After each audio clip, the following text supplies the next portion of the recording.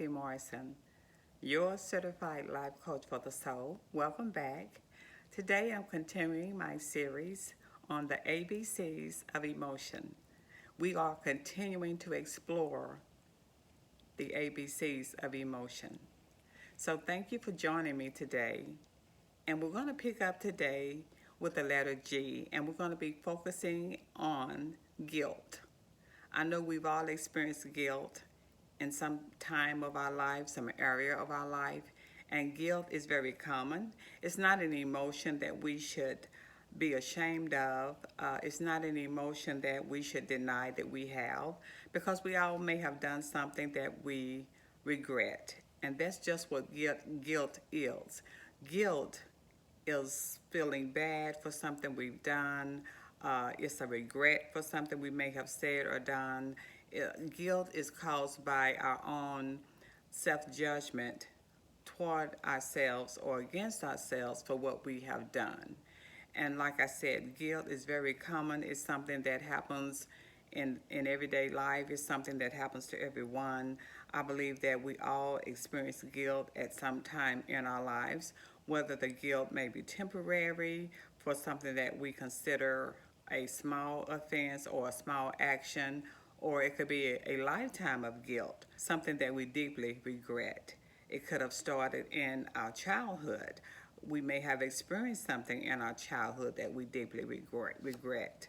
I'm sure that we all can relate to guilt, but there are so many types of guilt, and what we have to do is explore and define our guilt. Our guilt. We must get to the source of that guilt and find out, is it actually an irrational guilt? Is it substantial? Is it true? Is it real?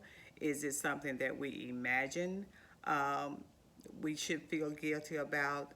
Is it also an attack on our own self-esteem? Because guilt does affect our self-esteem, just like most of our emotions will affect our self-esteem. So we have to explore our own guilt, get to the source of it, get to the root of it, and determine, is it something that's worthy of us putting that type of attention on it, or that type of, I guess, really experiencing the guilt, which is ongoing if we don't deal with it. And we have to deal with that guilt first by finding the source of it, or trying to track or trace back to where it began, where it started. Was it something we done? Was it something we think we may have done? Sometimes we think we're guilty of something that really didn't take place, but it took place in our own conscience, in our own mind, in our own imagination. But guilt is real, and if you experience it, then it's real to you. So again, we must find the source of it. Secondly, we must forgive ourselves. No matter what the offense or the action may have been, we can only begin to heal if we overcome it by forgiving ourselves, or if it's something we've done to someone that we feel guilty about, we need to go to that person if they are available, if they are willing to talk to us. We should always be willing to at least ask forgiveness or seek forgiveness. So that's what we should start with. That's number two. Number three, whether that person accepts your apology or your confession, we still have to move forward and clear our own conscience by, it may be something we need to confess, not just to someone, but to God, to a spiritual leader, a pastor, someone that you can confide in. You can confess it to someone that you trust. So that's another route that we can take. But the important thing is to deal with it, to overcome it, so that we can heal and still move forward in our life without having that heavy load on us or on our conscience. So guilt, like I said, is something very common, but it is something that we do need to deal with. So I hope that you will continue to think about it, and just, find the source, confess it, ask for forgiveness, and also be willing to let it go. and you won't move on until you let it go. So try and do that, and remember that we're only as guilty as we continue to hold that weight over ourselves, to burden ourselves with it. And if you have committed a crime and you've paid the cost of that crime, you uh, did whatever the law, whatever the type of, I guess, punishment was determined that you had to do or to endure, then definitely consider yourself no longer guilty. And hopefully you can remain that way and continue to strive to improve, to make better choices, to make better decisions.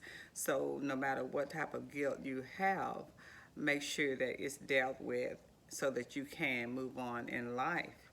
Our second topic of today is going to be dealing with hypersensitivity.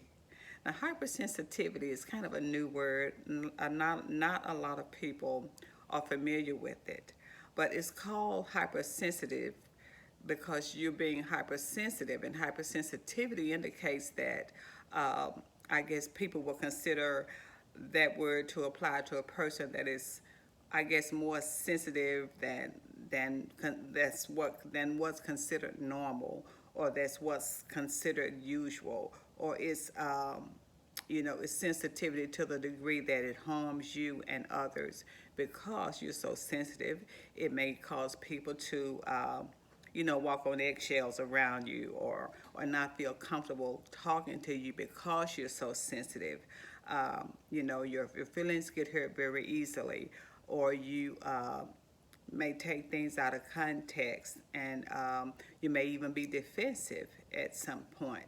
Hypersensitivity means that we are so sensitive to it's a damaging emotion, and we can't have open and honest communication with others if we're hypersensitive, because like I said, that other person may avoid you, or they may avoid conversations with you, or they may avoid even sharing their opinions with you, even if you ask for them, or they may be uncomfortable, talking to you, having a conversation with you, working with you, communicating with you. It can be anyone that you have to interact with often or on a daily basis.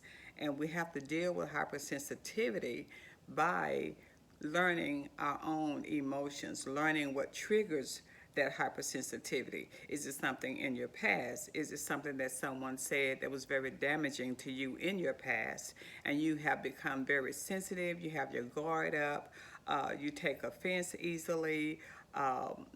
It may have been, you may have grew up in an environment of criticism, so that you no longer feel comfortable speaking, or you no longer feel comfortable sharing with others because you've been so criticized in the past for either your, the way you look, the way you dress, the way you talk. And you just became very hurt by those actions. And so it made you more sensitive to having, regular conversations or being around other people, even in a social environment.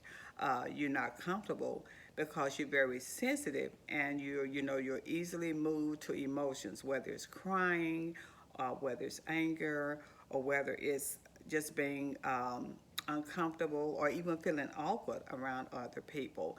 And if you consider yourself that sensitive, then it's always good to seek help, to even seek some type of therapy, counseling, even a life coach, which is what I do. And I would love to, talk to those who do have those type of concerns and issues, because sometimes it's really not you. It could be something that happened to you. And an example of hypersensitivity is like, let's say you call someone and they're not available. They don't answer the phone, or they don't respond to your text in a reasonable time, and you wait and you wait, and that person really may be busy, out of pocket. Their phone may be out of order. Their phone may not be near them. Their phone may not even be turned on. But because you don't know the reason behind them not calling you back or responding, you feel very hurt by that. You panic. You think, oh gosh, they don't like me, or they don't care about me, or I'm being rejected. Uh, I've done something and I don't know what I've done. So you become very anxious about that, and you kind of turn the attack inward, and you think you've done something wrong, and even worse, you think they've done something wrong to you by not responding. That's another example of a hypersensitivity, because you're sensitive to what happened, but you kind of, you kind of blew it out of proportion. It may not even be any of the reasons that you think that person is not responding soon enough. So we have to be careful about that, because hypersensitivity, it can not only ruin your relationships, but it can ruin you, because you're not addressing the root of it or the source of it. And everything has a source, no matter what emotion we're facing, or whether it's a damaged emotion. Well, somewhere along the line, somewhere in your life or somewhere along the line, the source occurred. The reason behind what you're dealing with occurred is there somewhere.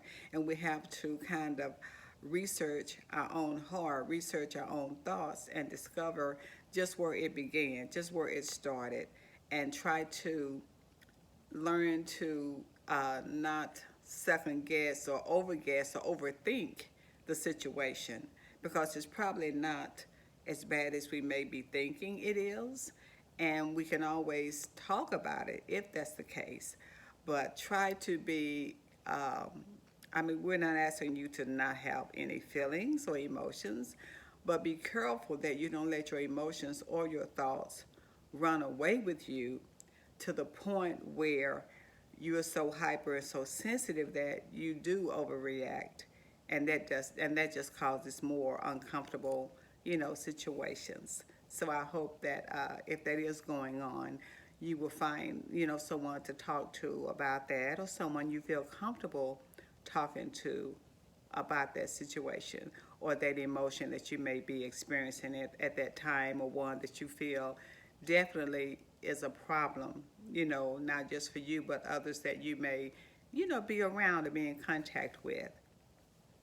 So we've talked about guilt, hypersensitivity, and the letter I, we're going to discuss insecurity. Now, that can be defined so many ways by so many people, based on what they've dealt with, based on what type of insecurity they are dealing with or have faced somewhere in their past or even now. When I hear the word insecurity, uh, when I hear the word insecurity, I often think of an inward issue, an issue within that causes us to feel insecure, or because we do not feel secure. We could feel insecure because we don't feel secure in our relationship, in a marriage relationship or a dating relationship. Most women want to feel secure, secure in a way that they believe that their spouse or their boyfriend or their significant other only has eyes for them, or only wants them to have, their attention or their romantic interest. Um, some women are insecure about their appearance, whether it's you feel overweight, or you're not happy with your weight, or you're not happy with your size, or you like to weigh more and you wish you did, or you compare yourself to others who look a certain way, or a way that you would prefer to look. It doesn't have to be an appearance. It doesn't have to be a physical appearance. It could be um, you insecure because you may feel like, oh, I'm not as smart as that person, or that person is very intelligent, or I have nothing going for me because I see all my friends or my relatives or other people that I know who are, being successful, getting ahead, doing things that they enjoy doing. They travel a lot. They're not afraid to travel even by themselves, or they take girl trips, and I'm not able to do those things, so I feel insecure because I don't believe that I am accomplishing things that I probably would like to accomplish, or I'm focusing on what others are doing, instead of what I'm doing. And that can also make a person feel insecure. And there's so many variations of insecurity. There's so many definitions or so many applications of it based on your situation. I'm speaking in terms of basically from a woman's perspective as to things that will make a woman feel insecure or threatened or even intimidated by another person. Basically, most women may feel insecure based on comparison of themselves to another woman. And we hope that that's not what you're experiencing right now. But again, that's another common and very, popular emotion, insecurity. But it is one that I think we need to deal with by, again, thinking back where it began, where were we offended, were we rejected in some point in our lives. Rejection can cause severe insecurity. Or if you were in a relationship and you got, they broke up with you and you never understood why, or you don't have answers to your questions, and being rejected or I guess left like that could make anyone feel insecure because you don't know why, and you would hopefully get a chance to communicate or talk with that person. But it's very important that you do try and find answers as to where the hurt began. And if it's something in your past that had a traumatic effect on you or it really damaged you as far as your self-esteem, as far as your appearance, as far as whatever your accomplishments are, maybe you don't believe that you are recognized with those things or for those things that you have achieved. And that can also be a source of insecurity. But whatever the reason is, whatever the cause, whether it's your past, your present, you have to handle that by your own self-talk. That is, you tell yourself what you believe are good things about you. You compliment yourself. You don't wait on others to do that. You encourage yourself. You believe positive things about yourself. You even have compassion for yourself. In other words, whatever flaws you have, don't focus so much on those to where you don't feel secure as a person. You want to have confidence in yourself, and that confidence has to come from within. Because regardless of how people may compliment you or show you attention, sometimes people who are severely insecure, they may not even believe the good things that are said about them or the compliments they receive because the self-doubt and the low self-esteem has been there for so long. They turn around and talk themselves right out of the compliment they have received. For instance, if someone compliments an insecure person on something nice, oh, that's a nice dress, that looks really great, the insecure person may respond by saying, "Oh, it's nothing. Oh, I got it years ago. It was on sale. Um, I just wanted something and I bought it. It's no big deal." So they shoot down the compliment that they get, even though it was actually a sincere compliment.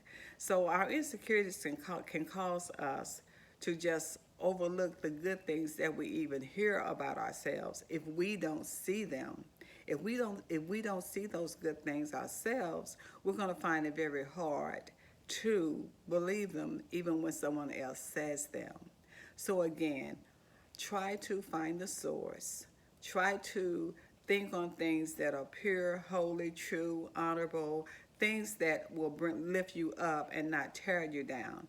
Do not tear yourself down by your own negative thoughts about yourself, about your own appearance, or about your own accomplishments.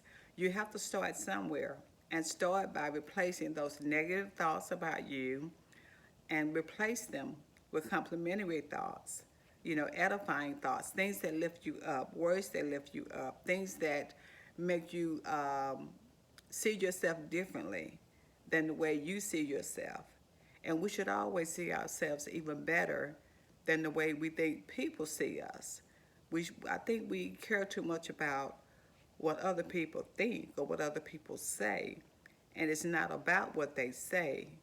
It's about what you believe about yourself. It's about what you say about yourself. So as a life coach, that's my goal, is to encourage women to emotional health, to emotional wholeness, by overcoming the damaged emotions, by seeking healing in those areas of their lives that prevents them from having a joy-filled, joyful life, a emotional healthy life. And that is possible. So do not give up. As we continue this series on emotions, the ABCs of emotions, we're going to talk about other emotions that we sometimes just need another viewpoint, more information, more understanding, even more research. We just have to research ourselves, and that's where it starts. So thank you for joining me. Thank you for listening today, whether it's the Life Coach for the Soul podcast, the YouTube video, or even just listening to this. I really appreciate you for joining me today. You can also check out my Life Coach for the Soul Facebook page and also my Life Coach for the Soul Instagram. However you choose to listen in, whether it's on YouTube or social media, I appreciate you. So thank you for listening. Thank you for joining me, and I look forward to seeing you next time. Again, this is Kathy Morrison, your life coach for the soul. Thank you.